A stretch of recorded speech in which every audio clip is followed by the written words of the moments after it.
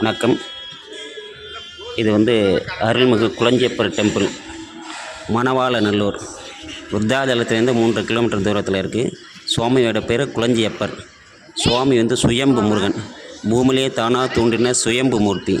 மாட்டோடைய குளம்படி பட்டதுனால குளஞ்சியப்பர்னு பேர். குளஞ்சிங்கிற ஒரு மூலிகை மரத்தை அடியிலேருந்து குளஞ்சியப்பர் நாமதேயம். சுவாமிக்கு வந்து 100 ஆண்டுகள் பழமையான கோவில் இது.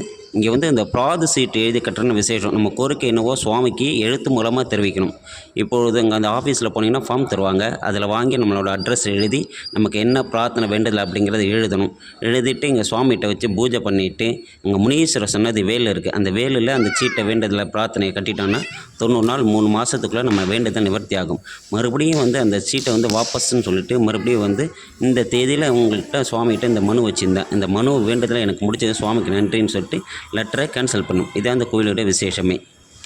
எவ்வளோ பழமையான கோயில்? 100 ஆண்டுகள் பழமையான கோவில் அது. இந்த எல்லா ஊர்லேருந்து மக்கள்லாம் வராங்களா? வெளியூர், வெளிநாடு எல்லோரும் இந்த கோவில் எப்படி பார்த்திங்கன்னா சுவாமிக்கு வந்து பிரார்த்தனை கோவில்னு பேர். இங்கே வந்து சுவாமிக்கு வந்து குழந்தைகள் இல்லாதவங்க, இது பண்ணுறவங்க, கல்யாணம் ஆகாதவங்க, கல்யாணம் திருமணம் சுவாமி சன்னதியில் வச்சு திருமணம் செய்கிறேன்னு வேண்டிப்பாங்க. அதன்படி அவங்களுக்கு திருமணம் நிச்சயத்தை உடனே சுவாமி சன்னதியில் வந்து பிரார்த்தனை பண்ணிட்டு இங்கேயே திருமணம் நடத்திட்டு போவாங்க.